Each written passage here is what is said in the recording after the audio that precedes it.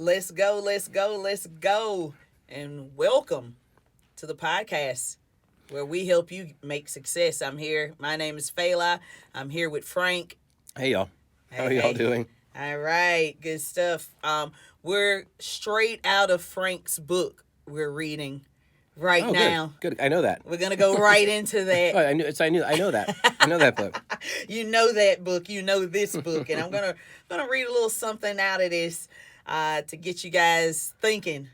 Okay, we can study with a teacher or at a school because it's close to home, or it's the only thing we can do or can have, and we can actually get from all this convenience a bunch of non-TPK help. As we get further in the book, I'll explain what TPK stands for.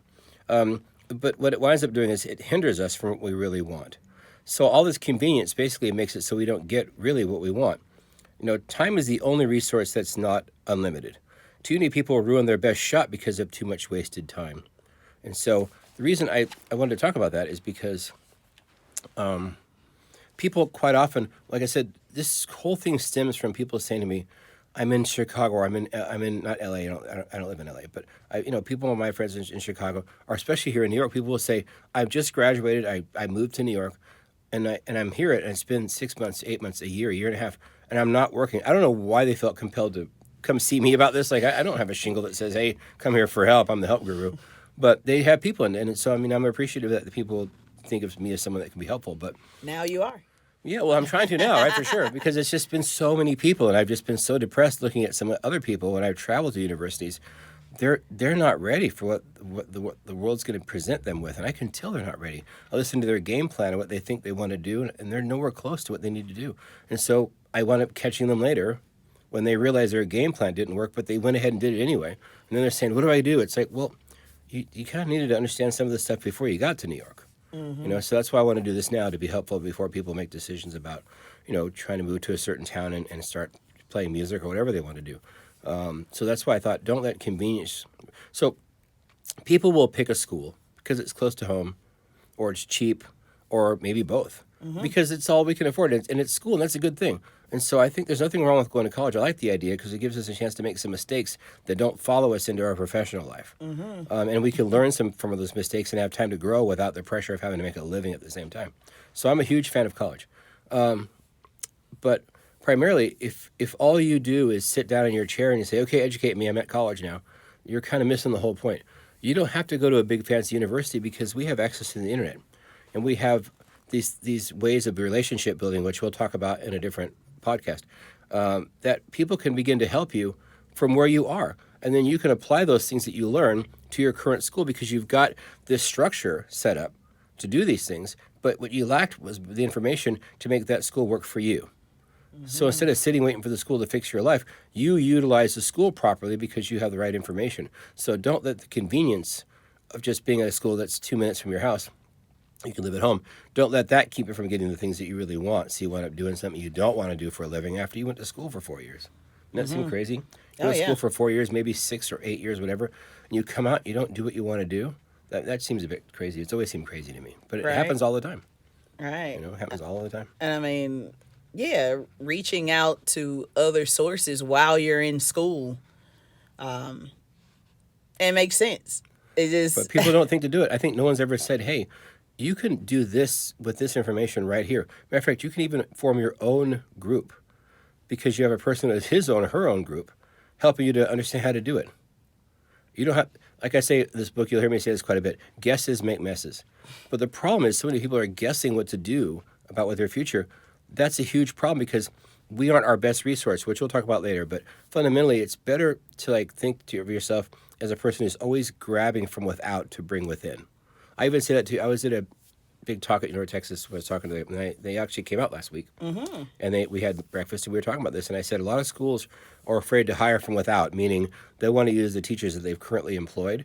But sometimes you need to hire a person who's out actually doing that full time, the thing that their students want to do, so they can say, hey, within the structure of what you have here with these amazing teachers, if you can apply these things, then you more prepare yourself for when you get out, so you can do what you want to do. Yeah. But if all students do is have information coming just from within the school, they're not quite getting the full picture, which is why another reason I think we're doing this podcast. Oh, yeah. It helps to round out the whole picture, and then people can finally say, hey, I have a game plan now that I didn't have before. Yeah. I mean, Definitely, yeah. Reaching out to other sources again, that's a big thing. Knowing where to take your career, not even knowing, but having those nuggets from masters. And heck, the internet, you don't even have to pay. I mean, you can just No. like see masters of your particular instrument, and they're giving great advice that's even past the instrument. Stuff like Right, this, right. that Way past just playing. exactly way past just playing. That's where you need to go. Playing is the easy part. Sometimes. Sometimes. Depends on who the writer is.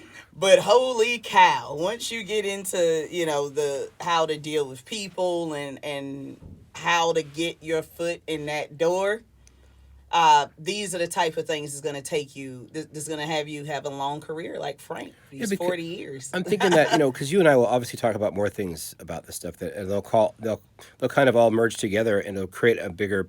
It's almost like each one of these is kind of, and because we can only do so much at one time, it's like a brush stroke. Yeah. And so without the right brush strokes, the painting never comes out right. But when you stand back and you look at all the brush strokes, you realize you have something now. And so we're doing is trying to offer some brush strokes and some huge swaths of color so you can look at things that you didn't have before. You can say, now that will work for me because I didn't know that. I didn't know to add A, B, and C into the equation. I just thought you had to just go in blind, but you don't. That's the worst thing is to go in blind, which is why I say guesses make misses. So many people that I talk to, they went in blind. They guess what to do. Like the people that watch Sex and the City or they watch a TV show and they move to New York thinking that's what it's gonna be. They do no investigation to find out because it's more convenient for them to just go with what they think. Yeah. It's just if I have to ask somebody, they might say something I don't want to hear. If I have to talk to somebody, They may not tell me I'm the best thing since sliced bread. So I'll just go and I'll wing it. I'll make it work. And they don't. Let's just be honest. People come to me and they're talking. They don't want to do it, and they wind up leaving, and they wind up doing something. I keep in touch with a few of them, and they wind up doing stuff they don't want to do. Yeah. To me, that's the shame because they paid all that money, $80,000, $50,000, $100,000 more to go to school, to graduate, to do what you don't want to do for a living. You just give me that money. I mean, if you don't, I'll just take it and I'll go to McDonald's. I'll get myself a lifetime supply of McDonald's, and I'll take that money and I'll just say, hey, see you later, because it's basically the same thing that's happening. You're taking this education that's not helping you, because I think we can think that it's just supposed to happen for us. I think people realize sometimes just like listening to this podcast means you're being proactive about helping yourself so that you can work within a structure versus thinking that structure itself is going to do everything for you, because it's not. Mm-hmm. It's not. And sometimes people don't learn that till they're already out of college, sadly. Oh, yeah. I mean, and even once you get out of college, you got to continue to learn. Mm-hmm. For me, even with mixing, I was still going to master classes with, with the masters of what I did, which was live sound, and got some of my best advice, which was always record your shows. Oh, yeah. For me as an audio engineer to know what your mix sounded like. Right. And if you can't get that mix to sound like what you heard in that live venue and what's on that recorder, then you haven't learned it.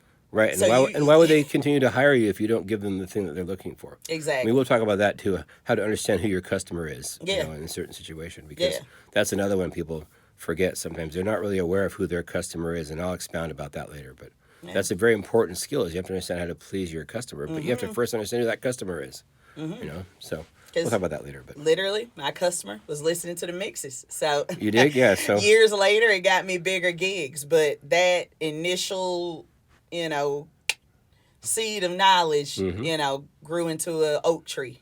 So that's what we're doing. We're trying to grow oak trees here. Yep. So get a little seed here, a little seed there. Exactly. So this is your first seed, people. Yes, I'm excited. And we're glad to be putting that first seed in the ground and seeing where it goes. And please, guys, subscribe, tell friends, let them know that we're out here and that, we want everybody to succeed and do what they want to do with their lives. Yep, I agree. And careers in music or whatever, and how you want to make this happen. And on a selfish note, for me, that means the conversations I get to have over the next 2 or 3 years are, hey, since you're in New York and you're working, hey, let's go find a really good barbecue place. Versus, why am I not working? I'm so sad and it's always so depressing. We could have different conversations. Yes. I like the idea of people being successful in what they want to do. Musicians that can play what places they want to play and be performing with the players they want to perform with. But usually the problem isn't talent. The problem is understanding these intangibles that we're trying to explain now. Exactly. All right. Well, that was great. That's it. Like I said, subscribe. We're going to be out here. We're doing more. Me and Frank.